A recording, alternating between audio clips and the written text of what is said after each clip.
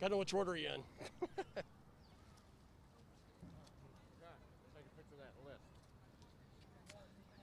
That's smart. That would be what I'd have. Oh, what's the talk going to be about?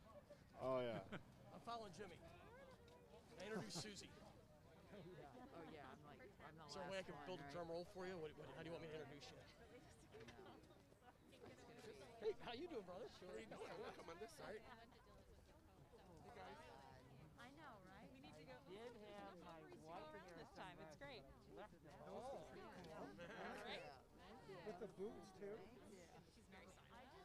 I did LASIK, so you put sunglasses. What are we doing? Hey guys, how are you? Good to see everybody. Anything you guys want? Hey everyone. You got 20, 25. What's up, Diener? Who's going where? Am I kicking off? Is that what I'm doing? Oh, yeah. Only good thing is my wife is going to come or Julie. Does he have a jacket with his name on it? Oh, Jesus.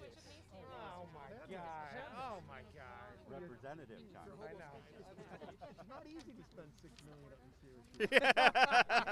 And that's all you get is a check. You're after You bastards. Listen to you. Where's Fitzpatrick?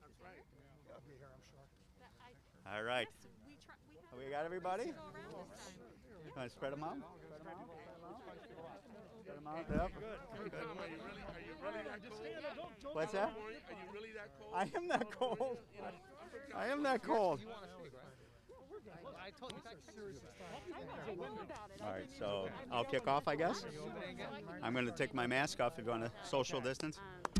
All right, we'll call this to order. Call this to order. Thank you, everyone, for coming out here today to join us at the Problem Solvers Caucus to celebrate. What a great day. This day has been a long time coming, essentially close to 9 months. And I say that because today we are delivering a victory for the American people because of the members that are standing behind us. These Problem Solvers Caucus members, 50 strong, equally divided, Democrat and Republicans, have come together as proud Republicans, proud Democrats, but first and foremost, as proud Americans. And over those months, we had passionate disagreements, we had passionate debates as to what the American people needed in regards to COVID-19 relief. And what you see today is the results of that hard work. And I couldn't be prouder to be here today with each and every one of these members. To our Tiger team in particular, that was the leaders on each side. We had folks really stepping up each and every day to get this delivered. And I will tell you, I couldn't have a better partner on the Democratic side who co-chairs this effort in Josh Gottheimer, who is my best friend in Congress. Don't hold that against him. And who has led... That goes my seat. Yeah, that goes his seat. But, you know, who really has led our efforts in a way on the other side of the aisle in a way that I so appreciate, where we can actually become friends, we can actually trust each other, we can listen to each other, and now deliver $900 billion worth of economic relief to the American people. And to our Tiger team, on our side, we had Dusty Johnson, we had Anthony Gonzalez and Fred Upton leading the charge, and Dean Phillips and Abigail Spanberger on the Democratic side. And I will just tell you, all the members rolled up their sleeves and got this done. And so without further ado, You can clap for the Tiger team. amen. Come on, Tiger team. Come on, Diener. And so with this $900 billion worth of relief, let this be a marker too. Let this be a marker that I think the folks that we are in the Problem Solvers Caucus are going to set the example, I believe, of what the next Congress has the potential to deliver. And that is a new way of governing here in Washington, D.C. A way in which we respect the leadership, we understand the job they have to do, but at the end of the day, we are also members of Congress, and we want to make sure that we always have the priority in order, and the priority is the American people. And so without further ado, I'll give it to Josh Gottheimer, our Democratic chair. Please. Gonna brief that read. I'm not blocking anybody. We're all good. First, I do want to thank and begin by thanking the members of the Problem Solvers Caucus. Tom's talked about it, but I can't tell you how many hours everyone behind us put in on their weekends, evenings, to get this done. And Tom mentioned the Tiger team, the group that really helped make this happen and helped lead the effort. And again, I want to just recognize them one by one. You got Dean Phillips back there who's hiding in the back. Dusty's here. Upton's over there. Spamberger is right behind me. Who am I missing? Gonzalez and Dean Phil. I said Dean. I think we got everyone who's here and the whole group. I just want to begin by thanking them. You know, it's true they said this couldn't be done, right? That Democrats and Republicans could actually come together, not only in the House, but in the Senate too, and pass a bipartisan COVID relief package. But finally, after 9 months, it's about to actually happen. We're about to cross the finish line. So this is as close to a Christmas miracle as you can find in a polarized Washington. With the virus raging across the nation, the 50-member strong Problem Solvers Caucus put country over party and helped craft a package that will help put food on the table, distribute vaccines to our communities, save our struggling small businesses, put money in the pockets of Americans' adults, and help keep our families in their homes. In New Jersey, we've lost 1 in 500 people. 30% of our small businesses have closed their doors since COVID. Today's vote is going to help those families. It's going to help our small businesses. It's going to help our communities. And it wouldn't have happened with the hundreds of hours over Zoom in the Problem Solvers Caucus and then with the bipartisan group of senators that we worked with that we can't say enough positive things about. It's how Washington should actually work together, getting things done. And we helped break one of the biggest impasses in recent congressional history. And you heard about the Tiger team, but the entire team behind us literally worked day and night to make this happen. First, to put out the March to Common Ground to set the table for negotiations. That was in September. And then after the election stalemate, we sat down again, this time with our Senate colleagues, and crafted a bill. So today, let me wrap by saying what started months ago as bipartisan, bicameral negotiations will finally be voted on in the House floor, finally delivering for our families, businesses, and communities.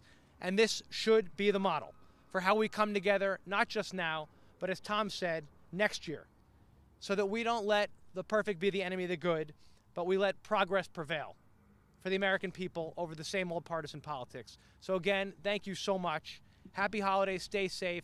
And again, this is a huge victory for the American people. And now I'm going to turn to Fred Upton, who one of the Tiger team members, and then we're going to let a few of the Tiger team members speak. Thanks so much.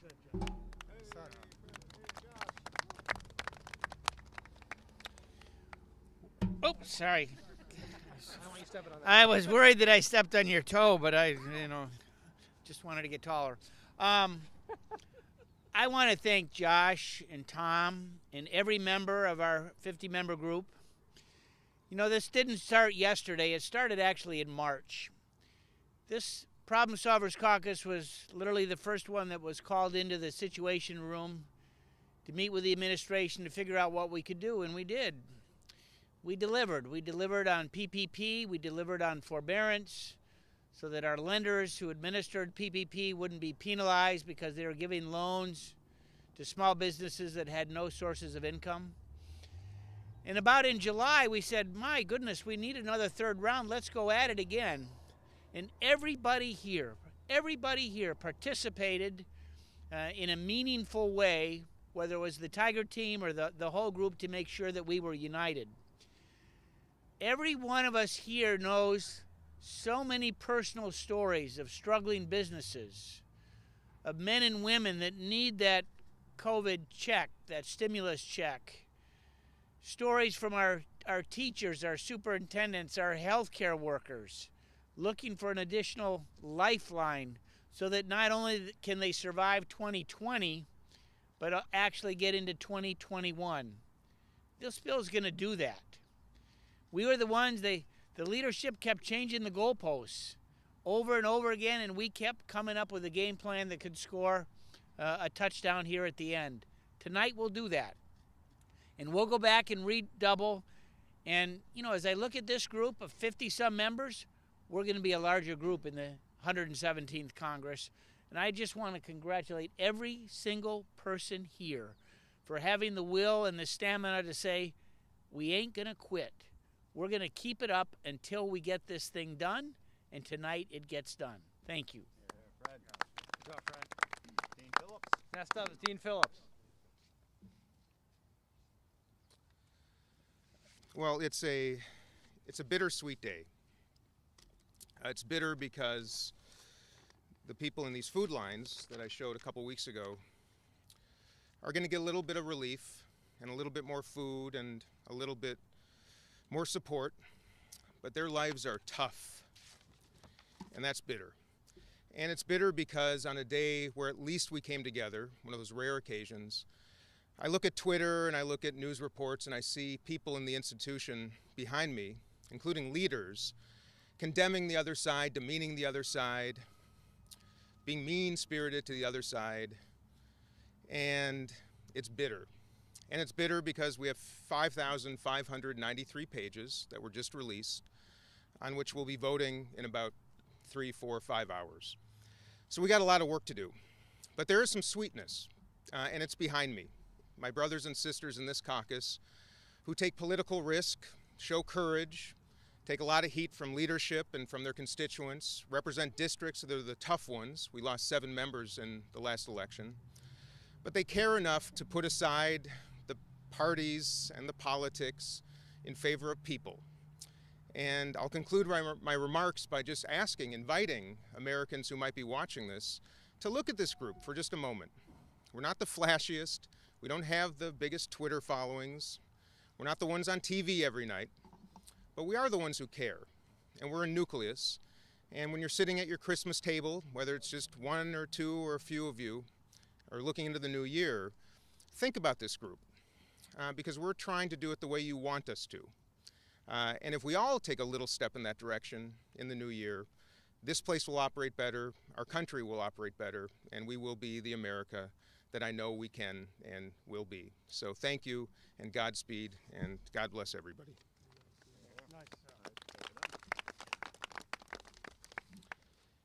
And now, if I might introduce my dear friend, one of my best friends in this entire Congress, my friend from South Dakota, Dusty Johnson. Well, I wish I had something good to say about Dean Phillips. This is awkward.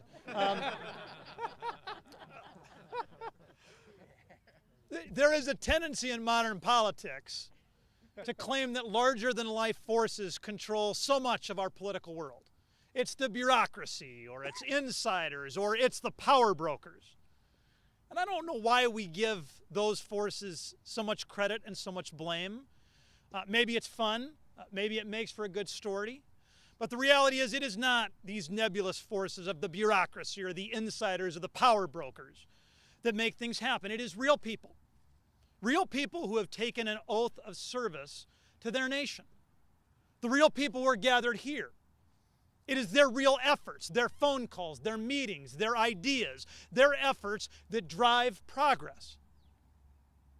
And listen, I'm very much aware I'm never going to be Speaker of the House. I'm never going to be President of the United States. What? I know, big surprise. But the idea that I can be with this group of real people making real efforts to deliver real relief, I just don't know what else anybody would ever really need to make their time in Congress rewarding. And so it has been a long time coming, and it is frustrating. But tonight, those nurses and researchers and nursing home employees and tribes and families and landlords and ag producers and teachers and hotel workers, they will all have a government that does a little bit more to help. And with that, ladies and gentlemen, I will introduce an absolute force of nature, the lady from Virginia, Congresswoman Abigail Spanberger.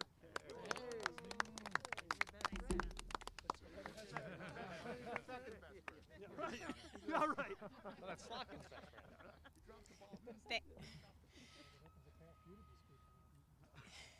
Today is about governing. Today is about doing what it is that we were sent here to do.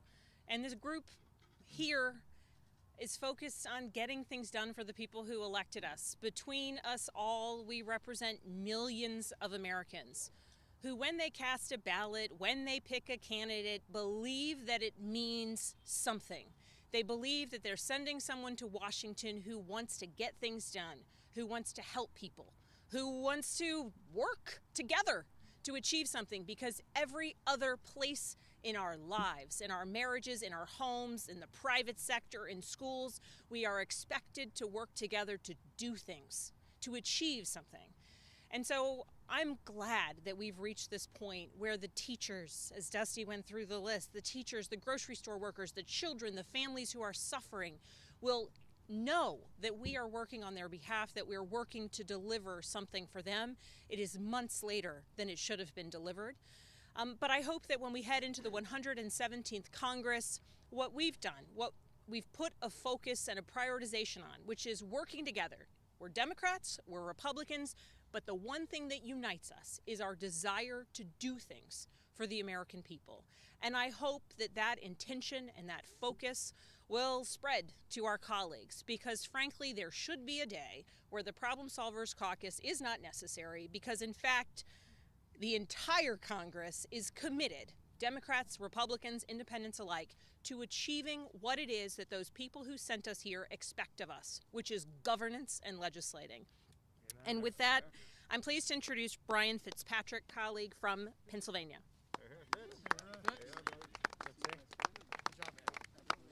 Two very brief observations. Number one, it is completely and utterly ridiculous how hard it is to get things done in this town. And number two, nothing would get done in this town but for the people behind me. Those are facts. Is this a perfect bill? No. Is it a good bill? Yes. And as was mentioned earlier, that's what we're about. We don't allow the perfect to be the enemy of the good. So because of the work that this caucus has done, just some examples of who's going to be helped. Squarely because of this caucus that would not be getting this relief but for this caucus. $284 billion for every business and employee that's going to benefit from the Paycheck Protection Program. 1 year for all the county commissioners and mayors and council members out there. They get a 1 year extension to use coronavirus fund research. For everybody who needs a vaccine but can't afford one, $20 billion, and an additional $8 billion on top of that to get it to them quickly through effective logistics. Everybody earning $75,000 or less, lower to middle income people, are going to get a stimulus check. Unemployment benefits will be enhanced. $4 billion for everybody suffering from opioid use disorder and substance use disorder. $82 billion for funding for schools and our teachers and our students. $13 billion for SNAP. All these things, by the way, would not happen without these people here. Expanding law enforcement, 3% pay raise for the troops, $6 billion for cancer research, fully funding veterans' health care, and working to end veterans' homelessness. And by the way, it also ends surprise medical billing. That's a lot of accomplishments, and it would not happen without these people. That's all we got. God bless you. That's all I paid you. That's right. Alyssa Slockin from Michigan. God bless you, Alyssa. Thank you, everyone. I, like everyone else, am extremely proud to be standing here. I really value our chairs of the Problem Solvers Caucus and the Tiger team that works so hard to just really nug out the details. I am a former CIA officer and Pentagon official, and as some of my peers know from their own backgrounds, you literally come to the table every single day, and it's about the mission. It is about what you need to do to keep the American people safe. And you will notice there's a lot of freshmen in our group right now at the Problem Solvers Caucus. And I am hazarding a guess that most of my freshman colleagues on both sides of the aisle came here expecting to find people who were focused on the mission. And that feeling, that sinking feeling that some of us got when we got here, that not everyone here is so focused on that mission. To tell you how valuable it is, at the end of our first term, to be able to be standing here delivering something for the American people, demonstrating in real time how government should work, I can't overstate it. It means that there's actually still a pilot light of hope, of bipartisanship that we can build on to get things done. It's what people expect of us. And it's been so difficult to go home for all of us and see people in the supermarket and at the gas station and in our meetings, and they all want to know when we're just going to put our egos aside and get something done. We did that. At times, we felt like we were in the wilderness because people on all sides of the aisle didn't want to give in order to give the other side a win. And it was gross. to watch, frankly. So I couldn't be happier that we pushed through that the many, many months of working to try and bridge the divide worked. And I really think that the Problem Solvers Caucus is going to be the place that this body is going to bring tough challenges. When we can't break through and can't get something done, bring it to us and we will figure out a way. So I thank you for your time, and I again congratulate the leadership and the team. And our next up is Jimmy Panetta. Has anyone seen Jimmy? No. Then maybe Susie Lee. I'm sorry, Don Bacon. Thank you. Sorry, Don. Playing the role of Jimmy Panetta. Jimmy Panetta is one of my best friends. So thanks for all coming out today. I do want to just credit Tom and Josh for leading this great team and the Tiger team. This caucus was the catalyst for this vote today. I'm so proud that this team was the catalyst for breaking the logjam that we've been dealing with for month after months. So I want to just thank all 50 members. And the fact that we're working now with 8 senators is also a game changer. And as Abigail Spanberger said, we have a chance to make this not the exception, but the rule. And so we're going to build on this success. And it's so exciting to be a part of it. For me, it's a very personal vote that we're going to take today. I know so many restaurant owners that are ready to fail. I've talked to theater owners, people that have playhouses, charter bus companies in our district, all on the verge of going under. This bill's going to save their businesses as we get the vaccines out. The last PPP that we did, 52 million jobs were saved. I have no doubt that this will also have a tremendous impact. We have airline employees in our district. I see them obviously twice a week. Right now our airlines are 40% occupancy. Without this bill, we would lose many of our airlines. And we're the world's greatest superpower. We need airlines. I'm so proud of the work we did too on getting rid of this tax deductibility issue that I heard from so many small businesses. Now people can continue to deduct their payroll even though they got their PPP loans. This was a huge, I don't know, it shouldn't have been that hard, but it took us all the way until last night to get that part solved. And finally, I just want to say we got money going towards vaccines. This is how we're going to defeat COVID, to deliver these vaccines. And paying for people to get them and to get them transshipped is a huge thing. So with that, I want to thank this team for doing what needs to be done in this country and breaking the logjam. So thank you. And next up is Susie Lee. Good job.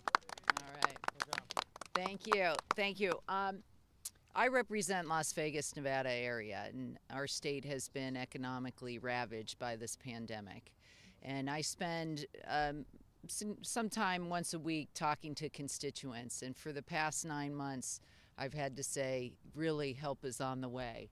And so I just want to thank our leadership and this caucus for not giving up on the American people, for not giving up on the mom who is at home struggling, trying to teach her kid online, to the restaurant workers who don't know if they can keep their doors open, to our frontline employees. And so I just am so proud to be part of this caucus, to be part of a caucus with great humans who care about humans and who didn't give up. So thank you. Excellent. All right, Susie. Oh, Did I'm you have sorry, somebody? Sochi. No, I don't have Sochi. I was going to put Tom in for. Tom was going to jump in, and Sochi's going to play. Sochi's going to cap it up. Is that okay? That's fine with me. Applause. Listen, it's about 4:25. The sun is going down in 5 minutes because today is literally the darkest day of the year.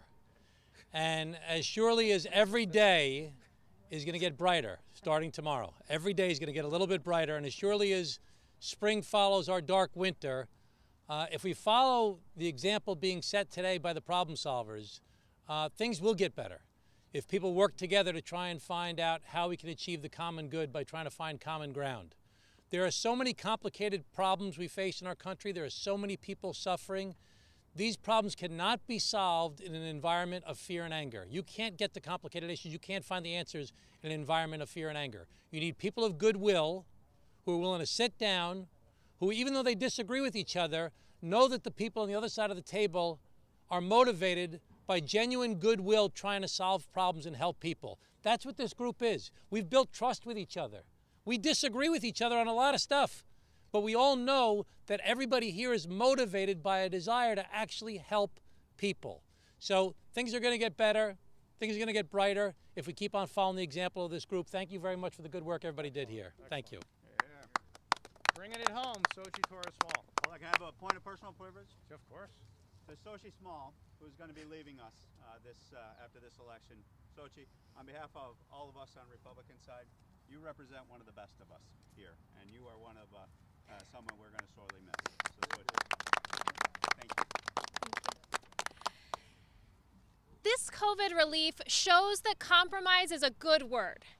That compromise is getting food to kids. That compromise is getting vaccines out to help us defeat COVID. That compromise is what's helping farmers get food on our grocery shelves and helping farm workers stay safe. That compromise, it's what's going to help our small business owners keep their doors open on Main Street. This package shows that compromise happens not just when people come to the table in the time of a crisis, but that they come to the table before a crisis hits, to build that trust and respect that is crucial to keep working once it may be more politically expedient to grandstand instead of solve the problem. I've been so grateful to get to serve my home in Congress, and I am sorry I won't be able to come back and do that next year, but I am proud to have worked with these problem solvers in this Congress to bring this package to the floor. Thank you. Excellent. Okay. Any questions? Anybody else? Questions? Any questions? Over here. Go to the mic, Tom.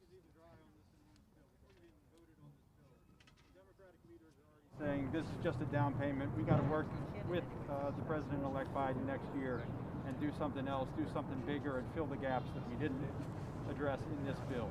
Is there bipartisan agreement within problem solvers that you are going to need another round early next year?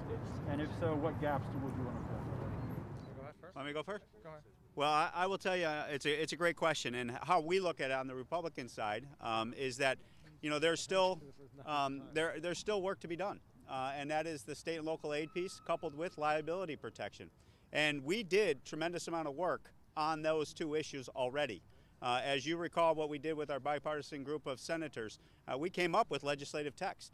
So there is groundwork. There is foundational work that has already moved the ball in order to have that conversation going forward. And I believe what will dictate what the ultimate parameters of that entire package may look like is what is the conditions as to how the vaccine's been distributed. Where are we at with COVID-19? What are the economic conditions when that debate ripens? But I will tell you, liability reform is a real issue. Liability policies are potentially going to be disclaiming here their defense and indemnification coverage. That means your defense attorney that you paid a liability insurance policy for, that's not going to be provided for you. So these small businesses that we're giving relief to today, they're going to get a notice when they get sued. They're thinking an attorney is going to be provided for them. There's going to be no attorney there to answer that call. They're going to have to be dipping into their savings in order to try to get an attorney that was supposed to be covered by a liability policy that won't be there. Those things are real. Those are real impacts that are going to impact people, and the state and local aid issue is obviously out there too. I'll just add, from the Democratic side, you know, one thing that we got stuck on and couldn't resolve, as you know, was the state and local aid. Moody's came out today and said that $170 billion will be needed. Our package was for $160 billion. Now, the bottom line is those challenges are still out there for our firefighters, for law enforcement, for our teachers. Our communities need help. They'll need help. Communities of all sizes, ones that Tom's from, that are small, and the bigger communities. And we're going to have to fight that fight. We'll do it next year. I am incredibly proud of how much we got done. We'll see where we are as a country, and we're going to have to make decisions on what we need. And I think that's how we generally start all these conversations as a caucus, by sitting down and saying, what problem needs to be solved, and then start from there. But I know that the state and local one was one we couldn't get to this time, as Tom talked about it, with the liability protections, but we'll get there. I have a question on the process. As proud as you are of putting that proposal together, you are going to vote on a 5,593-page bill hours after seeing it. Is this the right way to be making law? Anybody else want to jump in? Some people that I think we all feel strong No. on that. Process not be doing this anymore? Every report's I think- waiverable. I mean, the challenge is if you listen. The bottom line is we had to help break the logjam, which we did. For months, it took 9 months before the last package passed to get here, And our role, we thought, was to help kind of break the gridlock and to get people back to the table and talking. We put a bill together. We worked with our Senate colleagues. We think that is the right model to work together in a bipartisan way, in a bicameral way. And the idea, the ultimate fix would be to start earlier, go through the regular process, use our committees, and not be stuck in a way that we are today, where we're getting a 5,000+ page bill in the last hours. So I'll add one more thing. Remember, one of our greatest victories also in the Problem Solvers Caucus was last Congress when we reformed the rules to kind of bring power back to the members themselves with that 290 consensus calendar. We are right in the middle now because that was so successful, and the members themselves repeatedly came up to us on both sides of the aisle, said, you know what, some folks pushed back on that, but they said, you know what, that was actually a very good institutional reform of the institution, because it let members be members, rewarded for getting 290 co-sponsors on a piece of legislation, and that allowed the institution to work a little bit more from a member's perspective. We're working on some reforms now that are being pretty much well received based on the credibility that we brought to the table. So to your point, we need to reform the institution even more so that it starts to allow members to be members. Respect leadership. Respect leadership has a job to do, but at the end of the day, we need to make sure that this institution functions much better than what it's functioning today. Okay, guys. Thanks, Thank you, everyone. guys. Take care. Appreciate it. Thanks. You too. Happy holidays. Merry Christmas. Good to see y'all. Thanks. Good to be part of your team. Great job, Don. Thank you, General.